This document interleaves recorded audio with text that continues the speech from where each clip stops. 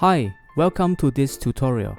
I'll be guiding you on how to adjust your pen pressure settings appropriately and sharing 6 effective ways and 4 line exercises to improve the quality of your digital line drawings in Clip Studio Paint. Without further ado, let's get started. Setting up the optimum pen pressure in Clip Studio Paint.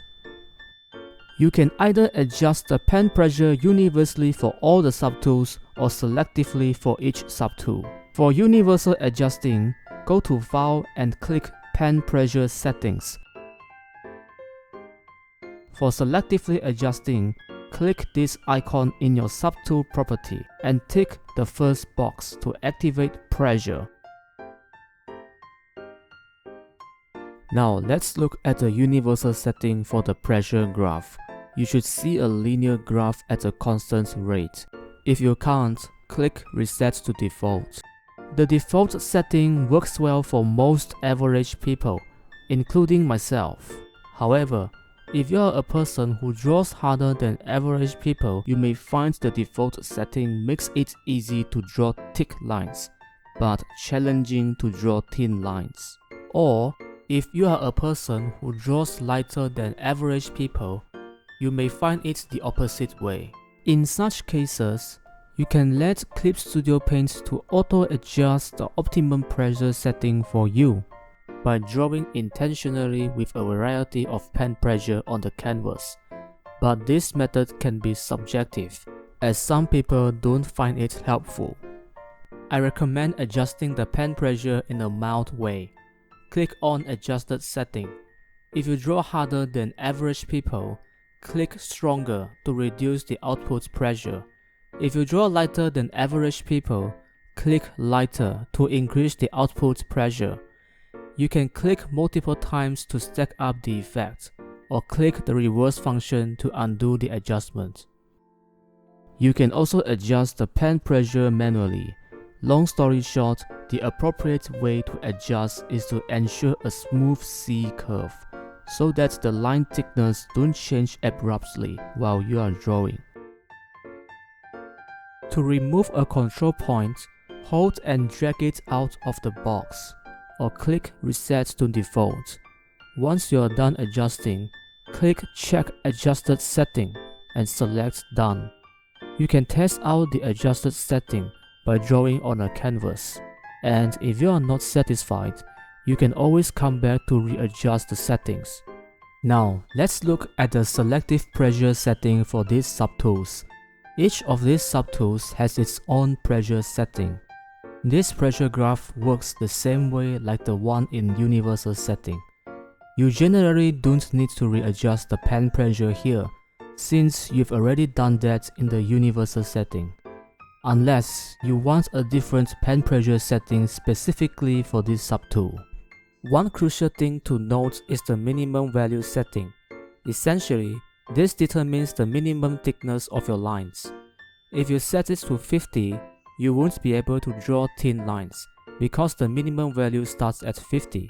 You only can draw the line thickness within the range of 50 to 100, which means medium line and thick line.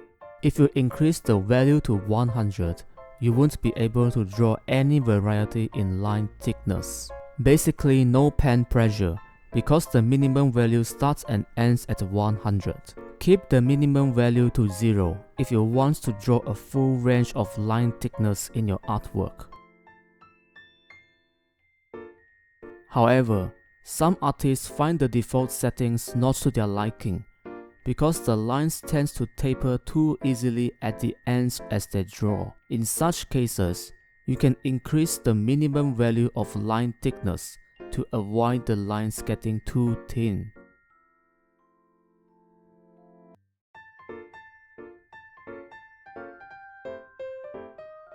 For this function, velocity controls the size of your brush based on how fast you move your stylus. Essentially, the faster you draw, the smaller the brush size becomes, while the slower you draw, the closer the brush size remains to its original size. If you move fast at start and slow down at the end, it will create 2 dots at each end.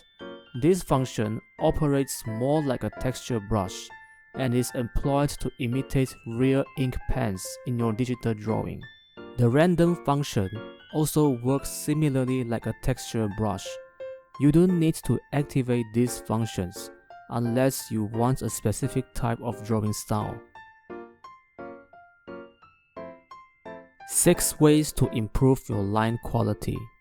Stabilization. To locate stabilization, head over to the Tool Property palette. Click on the wrench icon at the bottom right to bring up the Subtool Detail panel, or you can find it under Windows. In the Correction tab, toggle this checkbox to add the stabilization feature to your Tool Property palette for easy adjustments. Here, you can fine-tune the amount of stabilization for your selected subtool. Stabilization has 3 functions working simultaneously. Firstly, it automatically corrects wobbling in every single line as you draw. If your lines appear wobbly and uneven, increasing the stabilization value will fix the wobbly line, resulting in a smoother and more fluid line. The higher the stabilization value, the smoother your lines will be.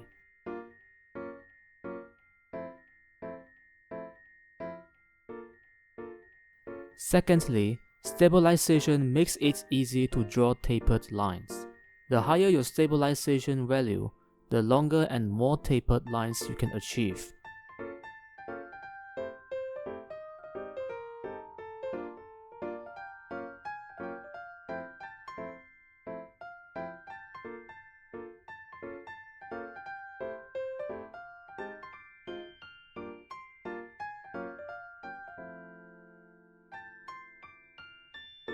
Thirdly, there will be a delay in drawing, and the severity of the delay depends on your stabilization value.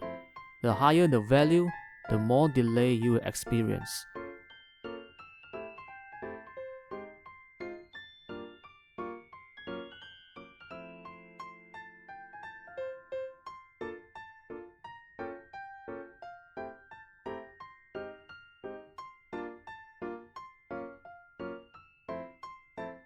These are the 3 functions that's happening at the same time when you use stabilization. Going for maximum stabilization is not always necessary and useful, while low stabilization doesn't necessarily mean useless and unnecessary.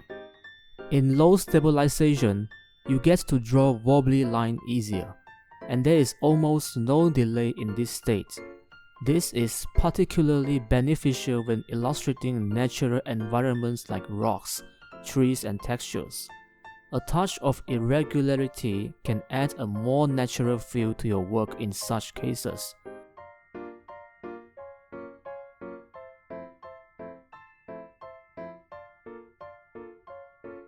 Medium stabilization is a commonly preferred setting for most artists. I also use medium stabilization most of the time in my drawing. It works great for drawing characters, animals, and basically any organic forms that involve a lot of curved lines. In this state, you can achieve decent tapered lines, and there is a slight delay in drawing, which is generally acceptable.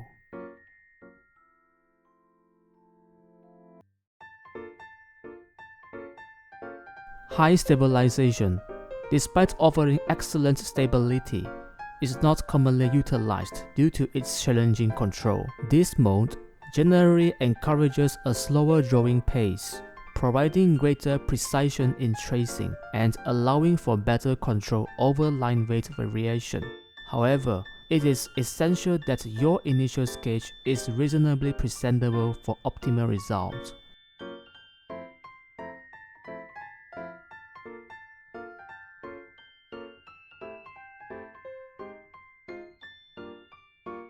Simplify the drawing by drawing longer stroke.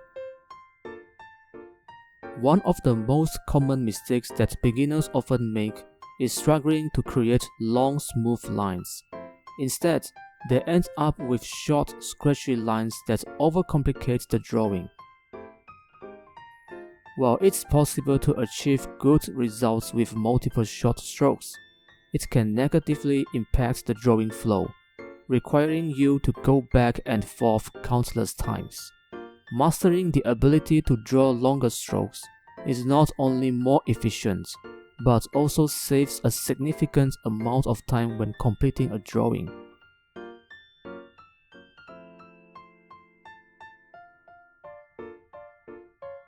Beginners tend to draw using just their wrist, which limits the coverage to a small area. Instead using your wrist, use your shoulder to draw in a larger coverage. If you are unsure whether you are using your shoulder, imagine there is a pivot point in your shoulder, like in a 3D poser, and try to feel the motion from there. Don't get me wrong, using wrist is great in drawing short lines like detailing. The key is to learn how to switch between using your wrist and your shoulder for different aspects of your drawing.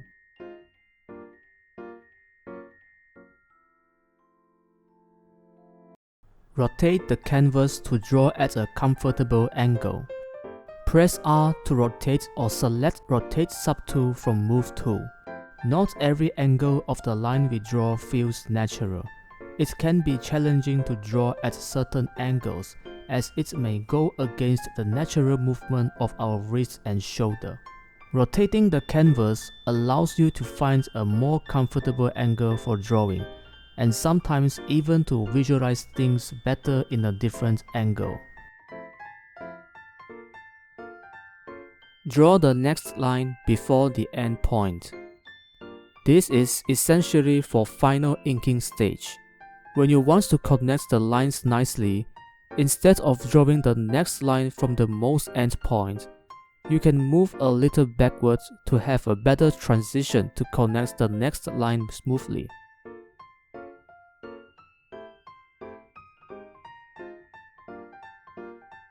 Liquify Move tool and Transform tool.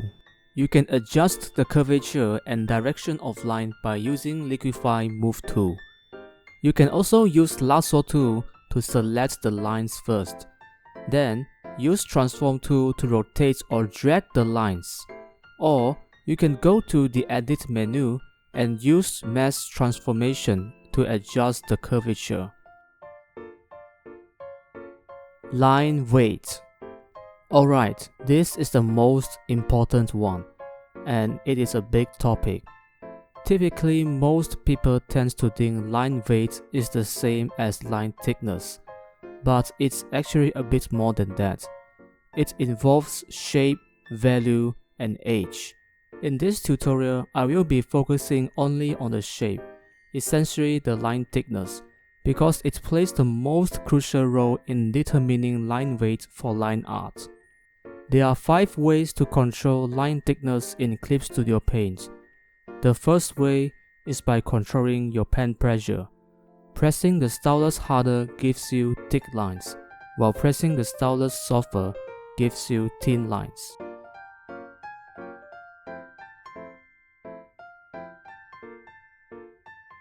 The second way is by adjusting the brush sizes and drawing back and forth to smoothen the lines.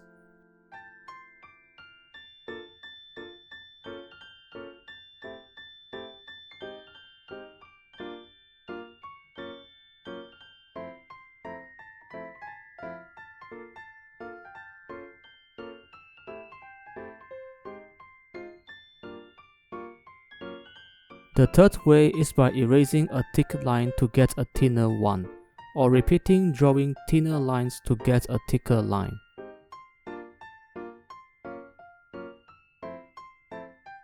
Fourth way is by using the expand or pinch features from the Liquify tool.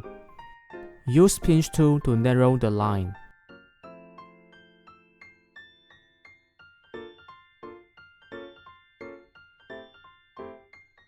Or use expand subtool if you want to thicker the line. Be careful not to overdo it because the line resolution will degrade.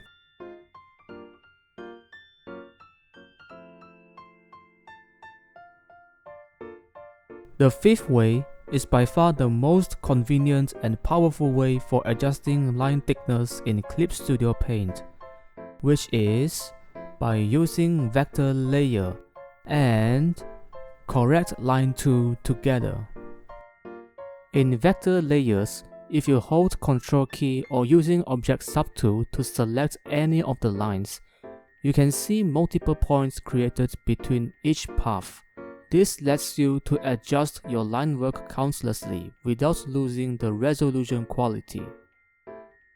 To adjust the line thickness, head over to Correct Line tool and select Adjust Line Width.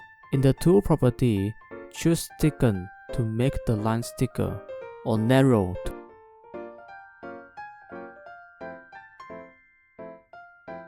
Or you can choose Narrow to make the lines thinner.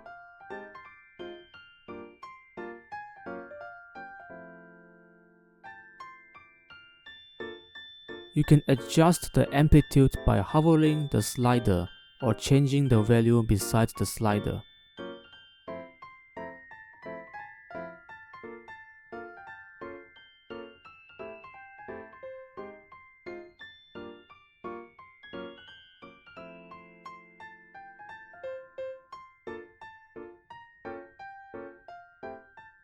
Instead of adjusting only a few control points of a line, you can click Process Whole Line to adjust the whole path of control points or each stroke at once.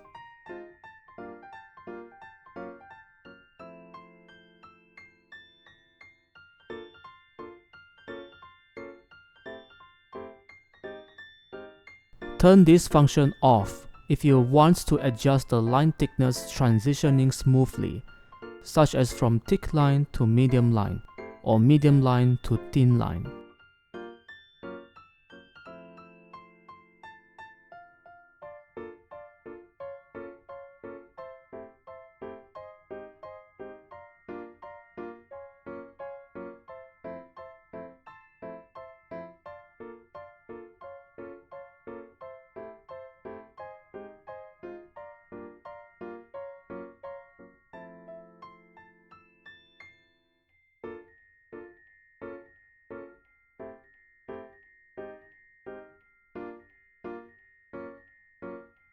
Turn this function on if you want to scale the entire line thickness up or down.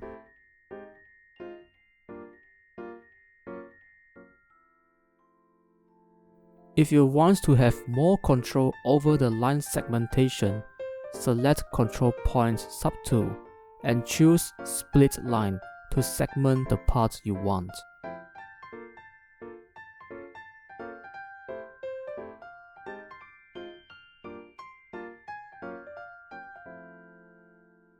With Process Whole Line enabled, you can adjust the line segmentation more quickly.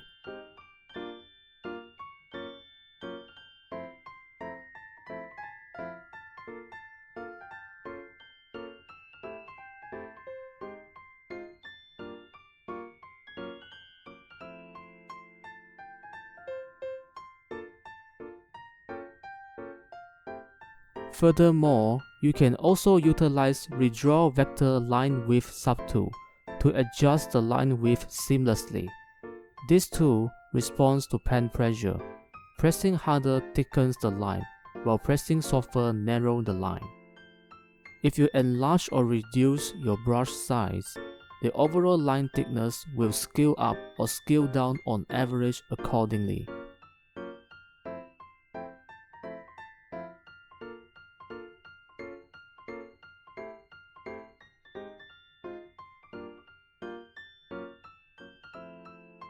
You can set shortcut keys for these tools to conveniently switch between them while you are drawing.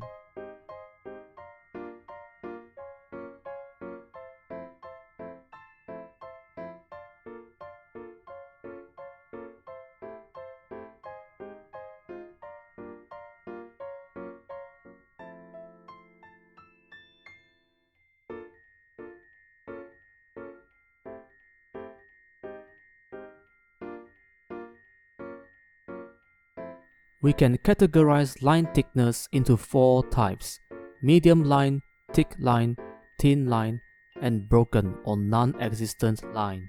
These line weights offer versatile options for artistic expression. There are 5 primary aspects that a line weight can be used to convey. Depth of a scene. Line weight can be employed to depict the depth of a scene. Essentially, just thicken the lines for elements closer to the viewer and narrow the lines for those further away to create a sense of spatial depth. In this scene drawing, I use thick lines for the foreground, which is the character, medium lines for the middle ground, which is the school and cat, and thin lines for the background, which is the cloud. Depth or mass of object.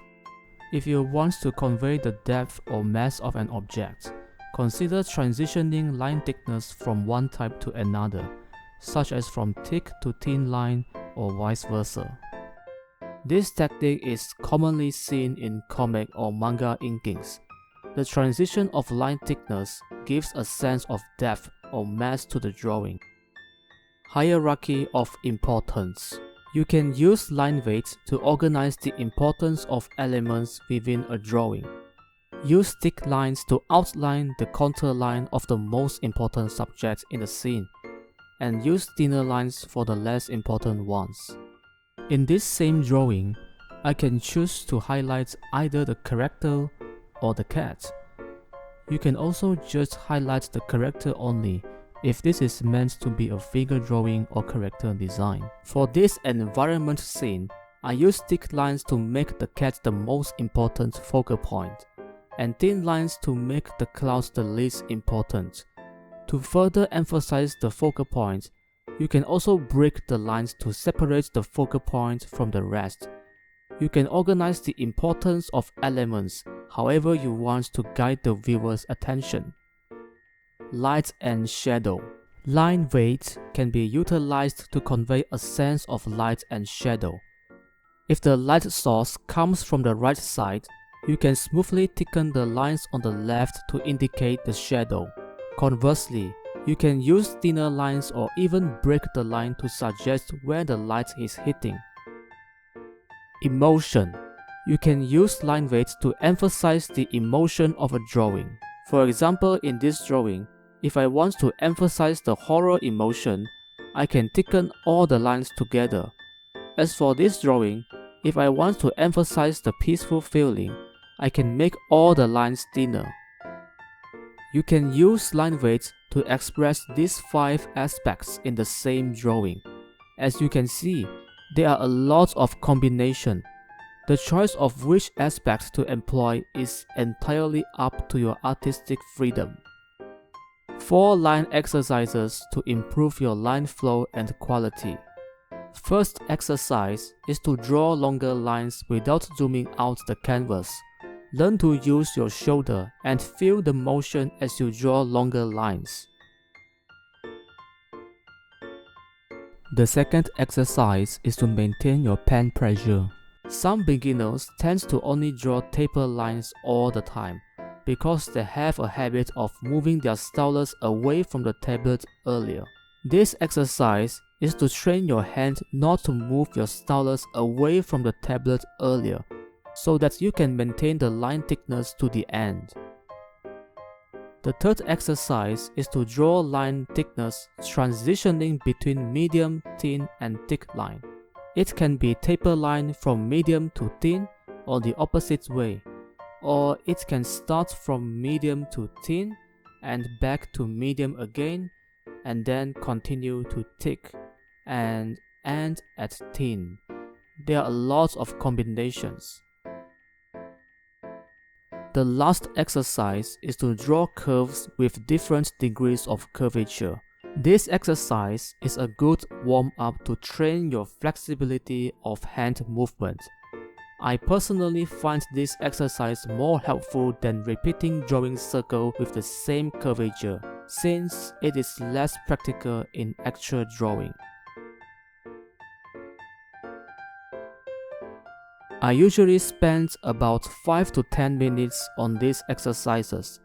If you are just getting started, feel free to stretch it out a bit, maybe around 10 to 20 minutes.